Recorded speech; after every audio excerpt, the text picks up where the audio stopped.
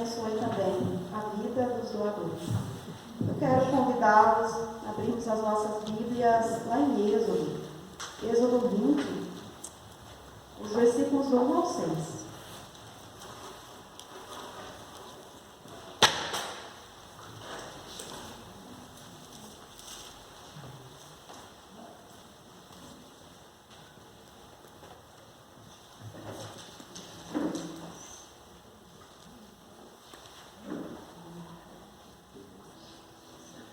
Então Deus falou todas essas palavras. Eu sou o Senhor, seu Deus, que o tirei da terra do Egito, da casa da servidão. Não tenha outros deuses diante de mim. Não faça para você imagem de escultura, nem semelhança alguma do que há em cima no céu, nem embaixo na terra, nem nas águas debaixo da terra. Não adore essas coisas, nem preste culto a elas, porque eu, o Senhor, seu Deus, sou Deus zeloso, que visito a iniquidade dos pais nos filhos até a terceira e quarta geração daqueles que me odeiam. Mas faço misericórdia até 1000 gerações daqueles que me amam e guardam os meus mandamentos. Querido Deus e amado Pai, que a Tua palavra, acessível a todos que aqui estão e a todas as pessoas do mundo inteiro, que a Tua palavra possa falar aos nossos corações de forma clara, Deus, e que nós possamos não somente compreender, Pai, mas que por meio do Teu Santo Espírito, colocá-lo em prática nas nossas vidas, na nossa casa, no nosso lar, ó Deus. Que a Tua palavra, Senhor Jesus, possa edificar-nos enquanto pessoas, enquanto membros dessa comunidade, enquanto família, Senhor Jesus.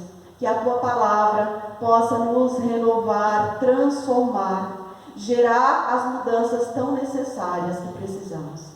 Esse é o nosso desejo. E pedimos que a nossa atenção, ó Deus, esteja em Ti, que nada nos distraia, Senhor, mas que possamos, Senhor Jesus, com olhos fitos e foco, compreendermos e ouvirmos de Ti, em nome de Jesus. Amém. No último culto, não no último domingo, mas no último culto em que eu estive com vocês, eu falei um pouco sobre os deuses falsos. Não sei quem estava presente, mas eu gostaria de dar continuidade a essa temática que vem falando muito ao meu coração. Quando Deus fala ao meu coração, eu sempre busco nele correções, mudanças. E de igual forma, eu trago para a comunidade. Porque muitas vezes outras pessoas também estão necessitando ouvir dessa palavra, dessa temática.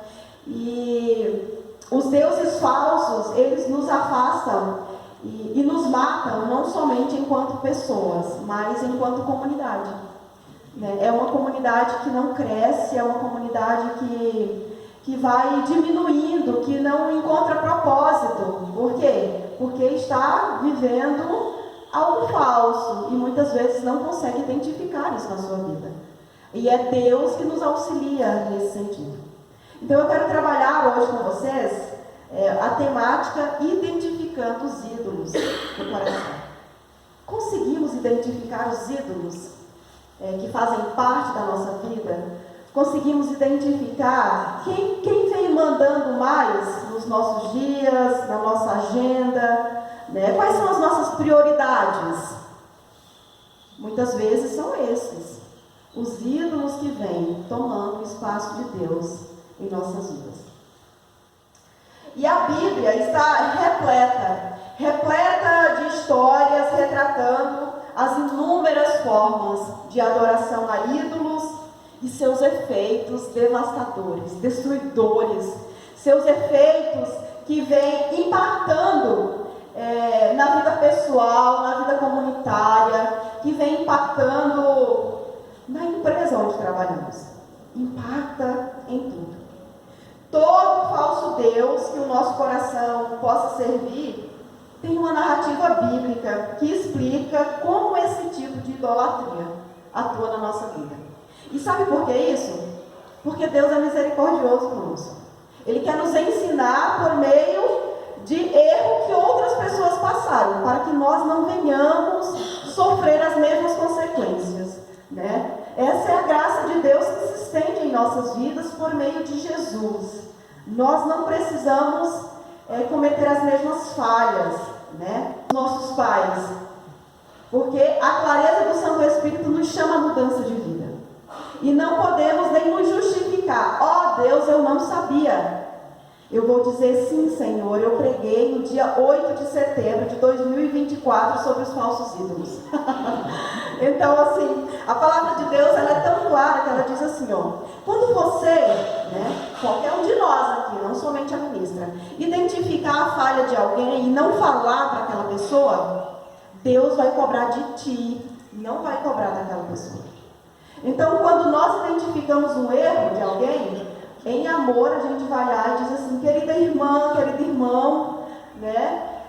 Espero que você acolha as minhas palavras com muita sabedoria e amor, mas tu tens falhado nesta atitude, nessa ação. Talvez a pessoa que está escutando esteja cheia de soberba e ela vai dizer assim, o que tu tem a ver com isso? Né? Às vezes acontece. Mas às vezes acontece também da pessoa ouvir e dizer assim, obrigada por me alertar. Eu não tinha percebido isso, né? Então tu ganhaste aquela vida para Jesus. E Deus não vai cobrar de ti, porque tu fizeste a tua parte enquanto cristã, enquanto irmã, enquanto família. Então, nós podemos olhar para a vida dos nossos antepassados e aprender. Né? Nós podemos olhar para a vida dos nossos antepassados e não praticar as mesmas coisas. Mas isso não é um trabalho fácil. Porque o bem que nós queremos fazer, não fazemos. Mas o mal que não gostaríamos de fazer, esse a gente acaba fazendo. Por causa do pecado que habita em nós. Né? Então, de novo, é o Espírito Santo que nos lapida, é Ele que guia a nossa vida. Né? E quando fazemos coisas opostas a isso, é porque estamos distantes, de fato, do nosso Deus. Mas, como sabemos e lemos aqui também em Êxodo 20, Deus ele não divide a sua glória com ninguém. Ele é claro, né? Ele não divide a sua glória com ninguém, não repartirá o seu louvor com ídolo nenhum. E não é somente nessa passagem bíblica que ele diz isso. Em muitos momentos, né? Todos os profetas foram usados para falar ao povo de Israel que Deus não divide a sua glória com ninguém, né? Josué foi muito mais claro. Vem aqui, a qual Deus vocês irão servir? Porque eu e a minha casa serviremos ao Senhor. Muitas vezes a gente precisa usar palavras diretas, né? Tal qual Josué, para que as pessoas possam escolher, né? Já Isaías, lá no capítulo 42:8, ele diz, Deus não divide a sua glória com ninguém. Não repartirá seu louvor com ídolo nenhum, né? E não é possível servir a Deus e aos ídolos. Não é possível servir a Deus e aos falsos deuses. Quem são os falsos deuses das nossas vidas? Dos nossos corações? Quais são os falsos deuses que têm nos afastado de amar esse Deus sobre todas as coisas? Que têm nos impedido de amar a Deus sobre todas as coisas? E como eu disse na pregação anterior, qualquer coisa ou até pessoas pode estar tomando o espaço de Deus em nossas vidas.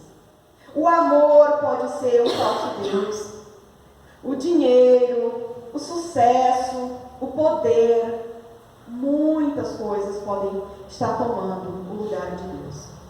E a ordem de Deus é muito clara: não farás para ti nenhum ídolo, nenhuma imagem de qualquer coisa no céu, na terra ou nas águas debaixo da terra.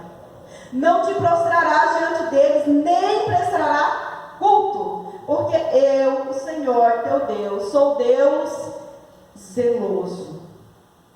Eu, o Senhor teu Deus, sou Deus zeloso. Mas o pecado que habita em nosso coração, insiste em desobedecer a ordem de Deus. E assim como o povo de Israel, tomamos coisas boas, como a criação, como os filhos, né? Os filhos são um presente de Deus, né? Como a esposa, o esposo, e os convertemos em coisas essenciais, em ídolos nas nossas vidas, né? Eu poderia citar vários exemplos, né, de como esses ídolos fazem parte da nossa vida e como corrompem o bom costume, né, diante de Deus. Como pessoas nos afastam de Deus e muitas vezes nós nem percebemos, né, nem nos damos conta. Nosso coração, as em Deus, é como o centro da nossa vida, porque conforme pensamos, elas são capazes de nos dar significado e segurança, felicidade, né? Elas são capazes de nos dar proteção, realização. Então, faz parte da minha vida, eu não posso abrir mão disso. Se eu não posso abrir mão, é porque já tomou um espaço maior do que deveria no nosso coração. Então, transformamos a criação e toda boa dádiva de Deus em ídolos e permitimos que esses ídolos ocupem um espaço que Deus não divide com ninguém. Deus não divide com nada. Quais são os ídolos do nosso coração? Quais são eles? Abraão, como a maioria dos homens da antiguidade, ansiava por ter um filho e herdeiro que desse continuidade a seu nome. Lembra dessa passagem bíblica? Abraão já era um senhor idoso. E a sua esposa, querida, tinha quantos anos? 99. Quando teve a promessa, eu acho que foi 89. Olha só, quando Isaac nasceu, tinha a idade da Elinora. É isso? Elinora, já pensou a Elinora grávida, Elinora? Não. A Sara também riu assim. A Sara também riu. Só que a Sara riu assim, ó. Né? Ela riu no coração, né? A palavra. Ela riu pra dentro. Então ele ansiava em ter um filho, mas aquilo, no ponto de vista humano, era algo impossível, não tinha como. E ela era estéril, era senhora e era estéril. Naquela época, a medicina não era assim, nem existia, né? Era só a fé mesmo, né? Mas a fé bastava. A fé bastava. E no caso de Abraão, ele foi abençoado por Deus de forma tão graciosa. Talvez nem ele acreditasse, né, naquela possibilidade. No caso de Abraão, esse desejo havia se tornado algo tão profundo, algo tão grande, né? E no fim, contrariando toda esperança, um filho lhe nasceu. Ele agora tinha o que sempre desejou. O que Abraão desejava, gente? Um filho. E agora ele tinha um filho, ele tinha um herdeiro, ele tinha algo que ele mais desejava na sua vida. Quem foi que deu? Quem foi que deu? Deus. Foi Deus que deu. Uma dádiva de Deus. Foi um presente gracioso de Deus. Muitos casais, na atualidade, com esse mesmo anseio, né, de ter um filho, de resolver talvez todos os seus problemas, alguns passam anos fazendo tratamento. Gastam muito. Alguns conseguem, outros não. E os que conseguem, eles acreditam que ter um filho é indicativo de viver feliz para sempre. Que aquele filho irá tampar todas as lacunas, todos os vazios da sua alma. Mas infelizmente, isso não acontece. Se fosse assim, o nascimento de Isaac teria sido o ápice e o último capítulo da vida de Abraão. Sua fé haveria triunfado.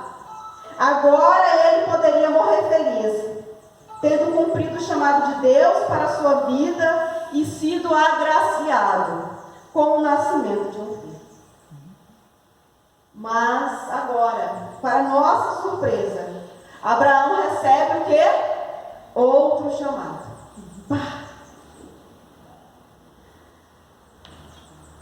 E o chamado de Deus agora é terrível. O que Deus diz para ele? Toma agora teu filho, o teu único filho, Isaque, a quem amas, diz Deus. Vai à terra de Moriá e oferece-o ali, em holocausto, sobre um dos montes que te mostrarei.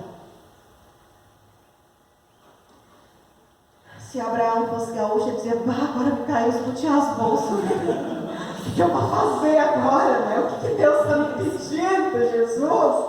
Né? Seria isso um teste, gente? Seria um teste, já que Isaac era tudo para ele. E Deus tem pedido o nosso tudo também. Ele não tem pedido somente o teu tempo. Ele não tem pedido somente os teus tesouros. Ele tem pedido tudo. E Isaac era tudo. Isaac era tudo para Abraão. E Deus pede tudo para ele. Olha, não sei não, viu? É difícil. Oi? Eu acho que alguns de nós iríamos rodar nesse teste, né?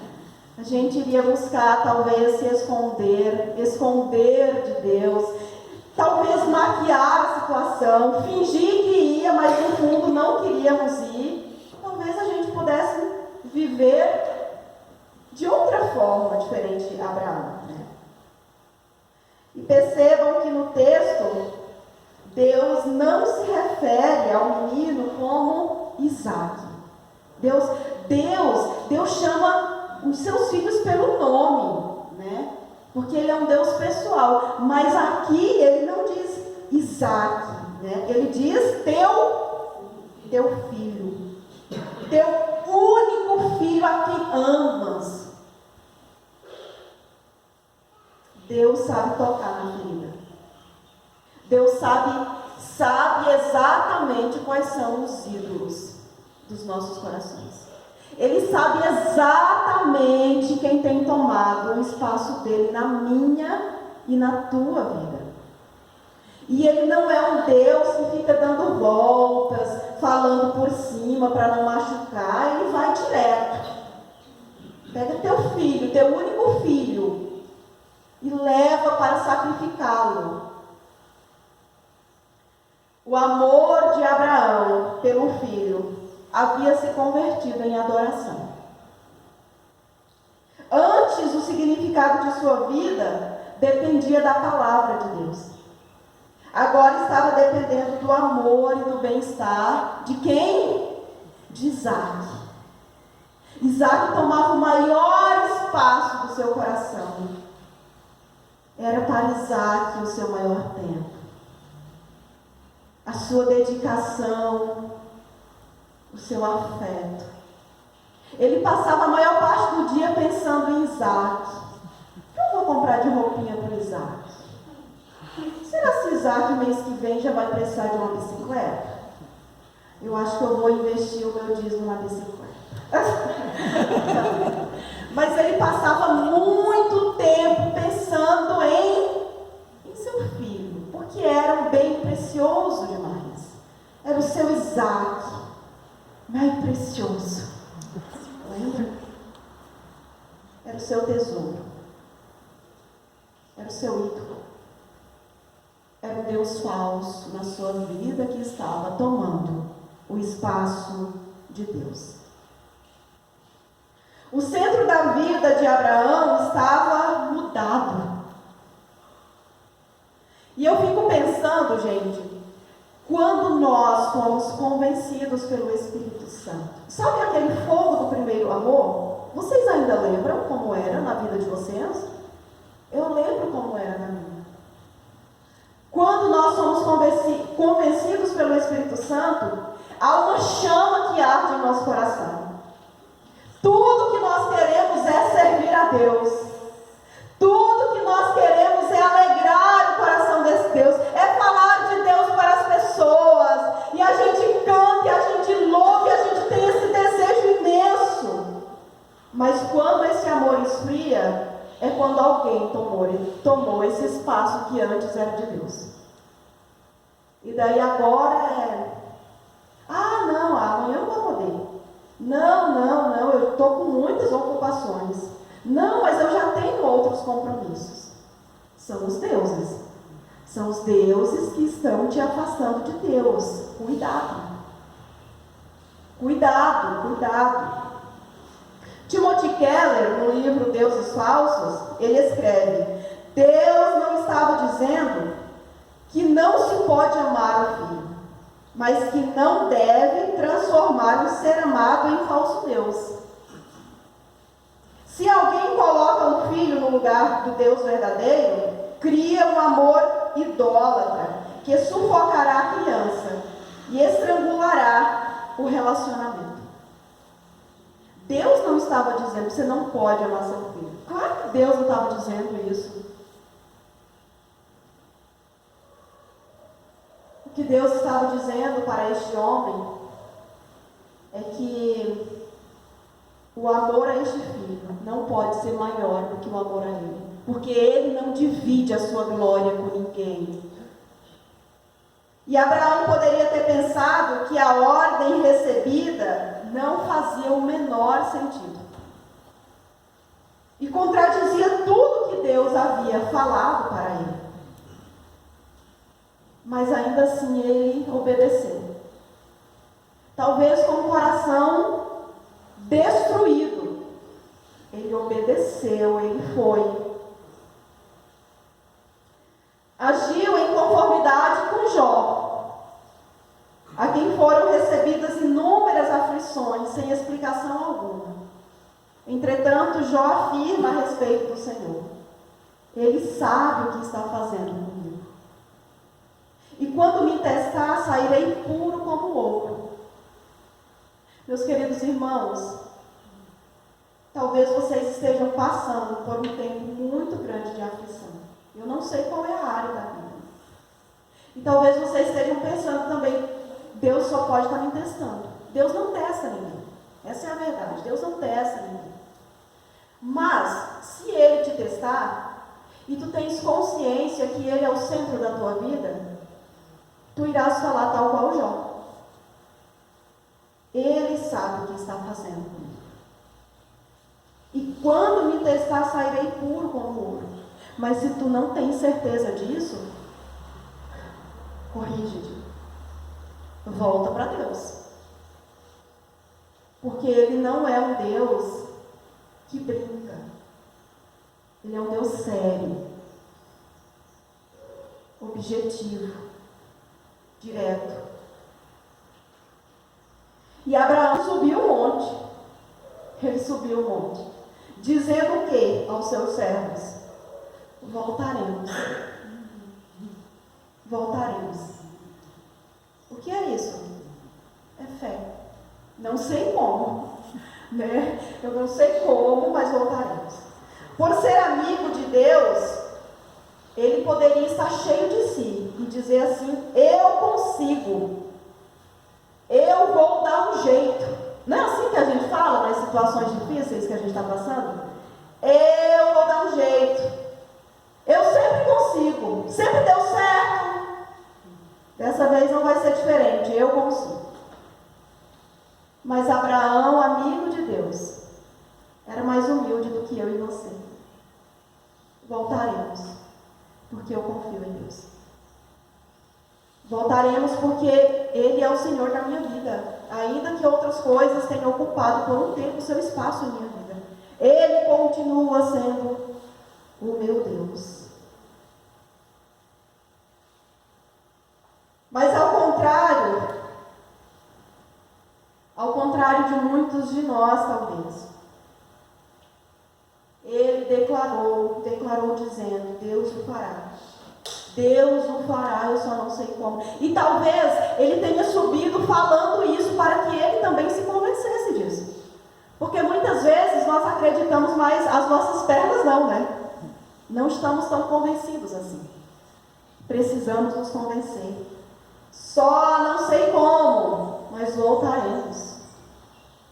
Abraão sabia que Deus é tanto santo quanto gracioso e que ele iria intervir na sua situação. E sobretudo ele sabia que estava em dívida. Ele estava em dívida com esse Deus. Ele tinha consciência disso. Mas se ele não acreditasse que Deus é um Deus de graça, ele teria se sentido esmagado. Ele teria se sentido desesperado demais para ir. Conforme o relato bíblico, tendo ele chegado ao lugar que Deus havia mostrado, edificou o altar e arrumou a lenha. Depois arrumou seu filho Isaque e o colocou em cima do altar sobre a lenha. E estendendo a mão, pegou a faca para imolar o filho. Eu não consigo nem imaginar o que passava pelo coração desse homem. Mas ele estava disposto a sacrificar o ídolo que estava tomando espaço na sua vida. Mas Deus foi gracioso e disse: não estenda a mão contra o moço, pois agora sei que tens a Deus, visto que não me negaste teu filho, teu único filho. O que Deus estava dizendo para este homem era: agora sei que me amas mais do que qualquer outra coisa no mundo. Agora eu sei que você me ama de verdade. Agora eu sei que eu sou o teu Deus. Tu não precisa sacrificar o teu filho, porque eu já preparei o sacrifício. O Fábio, ele costuma dizer assim: mas será que Abraão chegou e não deu uma volta lá na mata para não ver se tinha um bode lá mesmo? Às vezes estava lá e ele estava tão assustado que nem viu, né? Mas a palavra é clara, diz que só apareceu depois, né? Porque Deus queria observar até onde Abraão ia. E ele foi até o fim. E ele teria sacrificado seu único filho por amor a Deus. Deus já sabia de tudo isso. Porque Deus conhece os nossos corações. Ele conhece as condições da nossa alma. Não adianta tentar enganá-lo, porque não vai funcionar. Ele sabe até onde nós vamos. E, sobretudo, sabe até onde nós precisamos ir. E apesar de conhecer o coração de Abraão e saber do seu amor, ainda assim, ele precisou passar pela fornalha para que esse amor pudesse, enfim, tornar-se puro. Puro como ouro. E por que Deus usou Isaque, justo o filho da promessa, para que este propósito, para cumprir esse propósito? Porque se Deus não intervisse, com certeza Abraão passaria a amar mais o filho do que qualquer outra coisa no mundo. Se é que ele já não amava, né? E isso seria idolatria. E toda idolatria é destrutiva. Toda idolatria vai contra os mandamentos de Deus. Toda idolatria nos afasta de Deus. A caminhada angustiante de Abraão para o monte foi a etapa final de uma longa jornada, em que Deus o transformava de um homem medíocre em um dos maiores personagens da história. Mais da metade do mundo todo o chama de pai espiritual. Mas ele precisou passar pela fornalha. Ele precisou passar por esse tempo difícil na vida dele. Mas por que hoje ele é o pai espiritual? E por que isso aconteceu? Na verdade, jamais teria acontecido se Deus não tivesse intervido na situação dele. Se Deus não tivesse lidado com o ídolo do seu coração. Mas Deus lidou. Deus o transformou. E quais são os Isaques da nossa vida? Quais são os ídolos que têm tomado o espaço de Deus? Quem ou o que tem nos impedido de amar a Deus mais do que qualquer outra coisa no mundo? Precisamos imolá-lo. Precisamos sacrificá-lo. Precisamos descobrir um modo de não sermos mais escravizados por ele. E por outro lado, meus queridos irmãos, até que ponto conseguimos olhar para o sacrifício divino na cruz do Calvário e dizer a Deus: agora nós sabemos que nos amas. Você compreende o amor de Jesus por ti? E você poderia dizer para Deus: agora eu sei que tu me amas. Pois não me negaste teu único filho, a quem amas. Mas nós temos negado coisas a Deus. Nós temos negado pessoas a Deus. E essas pessoas, essas coisas, têm tirado o espaço de Deus nas nossas vidas. Tem nos tornado medíocres. E Deus quer mudar. Deus quer mudar isso em nós. Somente quando de fato compreendermos a importância do que Ele fez por nós, descansaremos o coração nele. E não mais em qualquer outra coisa. Deus te ama. E não importa o que você perdeu. Não importa o que você precisa abrir mão. Isso não vai fazer falta na tua vida. Porque Deus quer ser Senhor sobre tudo em ti. Sobre a tua família, teus bens,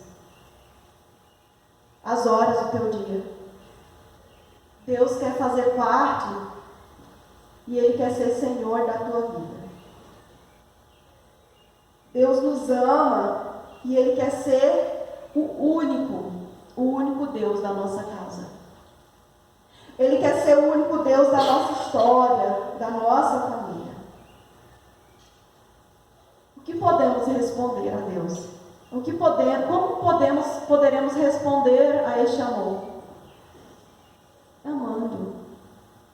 Amando mais do que qualquer outra coisa no mundo. Confiando nele, servindo, obedecendo. E a palavra que eu desejo que vocês levem para casa, a frase, na verdade, é que por termos um Deus tão grande e tão poderoso, nós não precisamos de ídolos em nossas vidas. O pedido de Deus é claro. Ele pede para sacrificarmos esses ídolos. Todos eles. E eu sei que o nosso coração é uma fábrica deles. E temos muitos. É tempo de imolá-los. É tempo de sacrificá-los. É tempo de permitir que Deus seja o Senhor da nossa vida por completo. Se são os nossos filhos que têm tomado mais tempo na nossa mente e espaço, se temos amado mais a eles do que a Deus, assim como Abraão, nós temos que entregá-los e dizer: Senhor, eu os tenho porque Tu me deste. Porque são dádivas Tuas e eles não podem roubar um lugar que não pertence a eles. Percebam que eu não estou dizendo que não devemos amar os nossos filhos. Eu tenho Miguel, eu amo Miguel. Mas o Miguel não é Senhor sobre a minha vida. O Senhor da minha vida é o Deus da criação. Eu sei que muitos aqui, olhando, muitos que estão aqui, perderam muito nas enchentes. Mas o que vocês perderam não eram os senhores da vida de vocês. Não eram seus deuses. O Senhor da vida de vocês é o Deus que está caminhando com vocês nesse recomeço. E que dará muito mais do que vocês tinham. Este é o Senhor da sua vida. E a palavra diz: só a Ele preste culto. Ele não nos abandona jamais. Louvado seja o nome do nosso Senhor. E que essa palavra possa entrar no nosso coração. E que ao identificar esses ídolos, nós possamos sim entregá-los a Deus. E vivermos uma vida nova a partir da palavra e do Santo Espírito.